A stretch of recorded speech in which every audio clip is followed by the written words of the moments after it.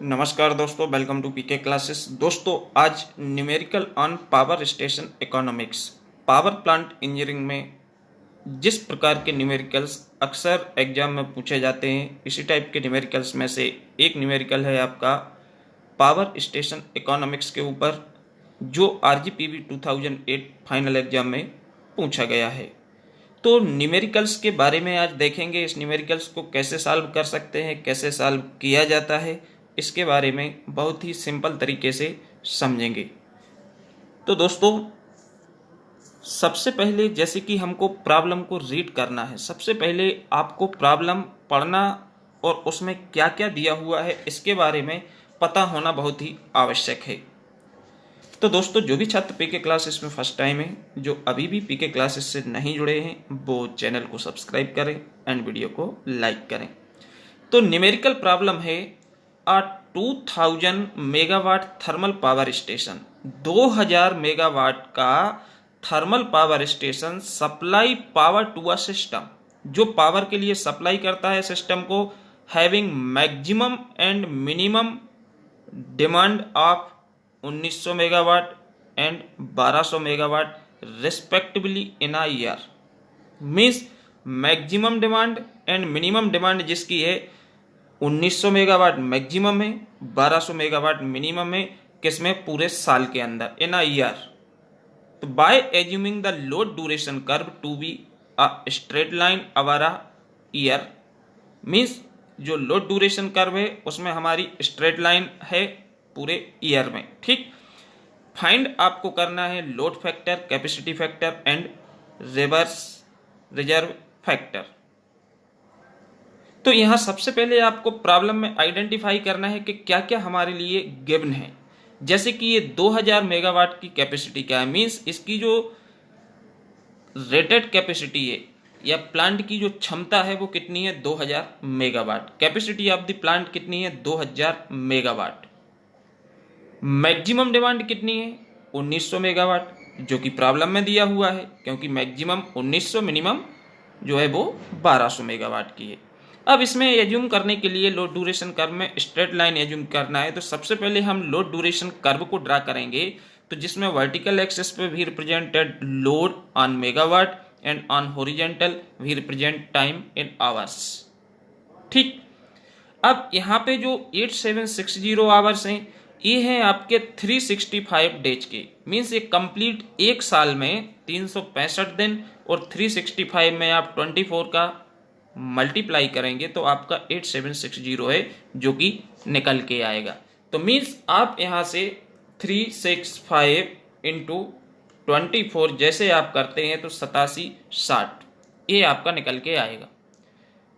तो ये हमारा कितने का है, क्योंकि एक साल का बोल रहा है, रिस्पेक्टिवली इन अ ईयर, तो ये ईयर के लिए।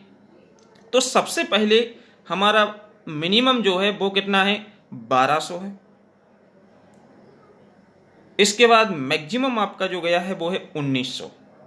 तो 1900 से 1200 तक की जो लाइन है, ये आप एक स्ट्रेट लाइन ड्रा करेंगे। ड्रा करने के बाद दोनों जो मिनिमम और मैक्सिमम लोड है, ये लोड वाली एक्सेस पे आपको दिखाना है, और हॉरिजॉन्टल पे आपको टाइम एक साल का दिखाना है। टाइम किसमें? आवर्स में।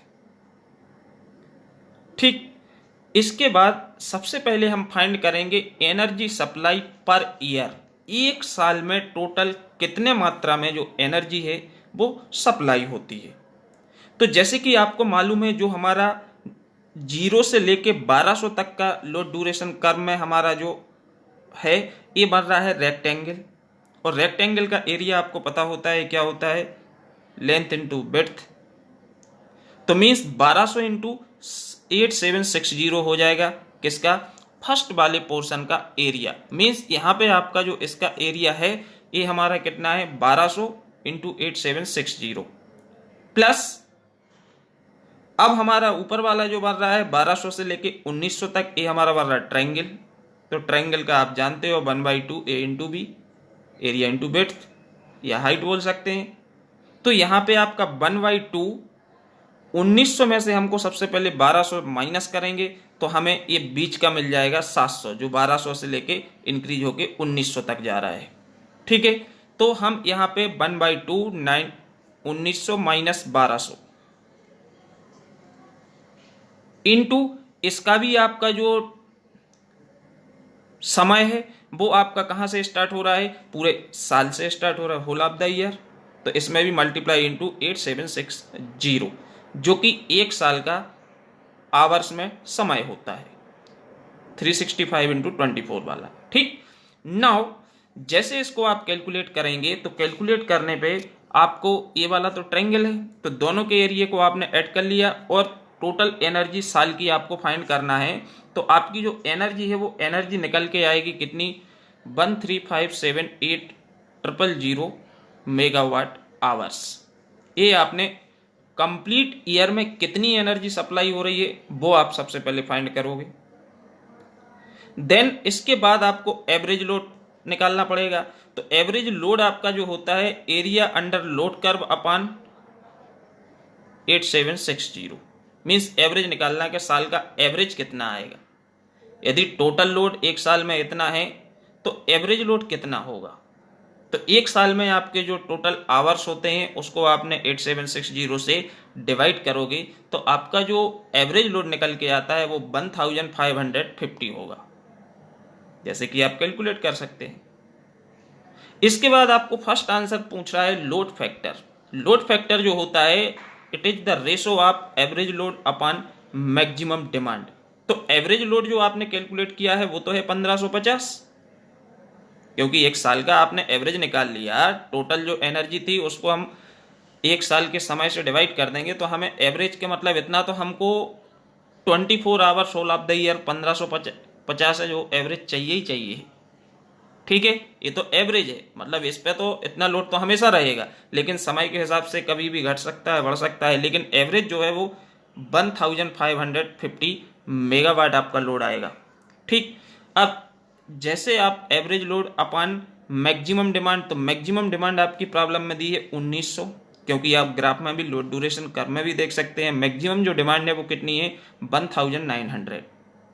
तो यहां से आपका जो लोड फैक्टर है वो निकल के आएगा 0.8157, जिसको हम अप्रोक्सीमेटली 8 ले लेते हैं। This is the first answer of the problem. Second, capacity factor. Capacity factor it is the ratio of average load to the rated capacity of the plant या कैपेसिटी ऑफ द प्लांट। ये जो अनुपात होता है इन दोनों का that is called capacity factor. तो एवरेज लोड आपको पता 1550 और प्लांट की जो कैपेसिटी है, क्षमता है, वो 2000 तक है। तो यहां से आपका सेकंड आंसर फाइंड हो जाएगा 0.775। नेक्स्ट जो है थर्ड, वो है reserve factor. Reserve factor load factor upon capacity factor होता है। तो ये दोनों मालूम है, यहां से आप रिजर्व फैक्टर को फाइंड कर लोगे 1.052। This is a third answer. इस प्रकार से हमारी जो पावर प्लांट इकोनॉमिक्स के ऊपर प्रॉब्लम्स पूछी जाती हैं, इस तरह के आपके एरिया आपको पता होना चाहिए, ट्रायंगल का क्या होता है, रेक्टेंगल का क्या होता है, मैक्सिमम डिमांड क्या होती है, एवरेज लोड क्या होता है। क्योंकि हम जानते हैं हमारे अलग अलग सीजन्स होते हैं, इन सीजन्स में विंटर भी आता है, समर भी आता है, स्प्रिंग भी आता है, रेनी भी आता है। तो यहाँ पे क्या होता है, इलेक्ट्रिसिटी की जो डिमांड होती है वो फ्लक्चुएट होती है। तो हम सबसे पहले 12 महीने का कैलकुलेट करते हैं, 12 मंथ में हमें एवरेज कितना लोड रहेगा। तो मीन्स एक साल का हमने टोटल कैलकुलेशन कर लिया कि इतना पावर की आवश्यकता है, उसको हमने 12 से डिवाइड कर दिया मंथ से। इसके बाद उसको हमने टोटल एक साल के आवर्स डिवाइड करेंगे तो हमें एक एवरेज लोड मिल जाएगा कि हमें इतनी ज़रूरत तो 12 महीने पड़ने वाली है। ठीक, इसके अनुसार हम इस तरह की प्रॉब्लम्स को कैलकुलेट करते हैं। Okay, thank you.